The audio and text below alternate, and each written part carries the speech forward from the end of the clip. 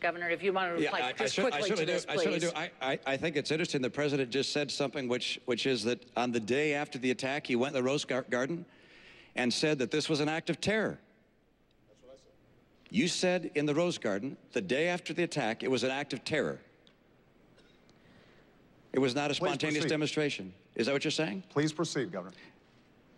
I want to make sure we get that for the record, because it took the president 14 days before he called the attack in Benghazi an act of terror. Get the transcript. He did, in fact, sir. So let me call it an act of terror. Can you say that a little louder, Candy? He did call it an act of terror. It did as well take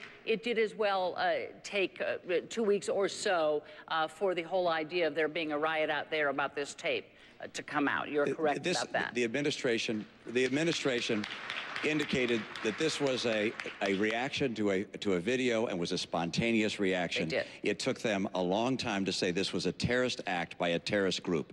And to suggest, am I incorrect in that regard? On Sunday, your secretary, the ambassador of the United Nations went on the Sunday television shows and spoke about how this was a spontaneous reaction. I'm happy to have a longer conversation about foreign policy. Absolutely, but I want to move you on, and also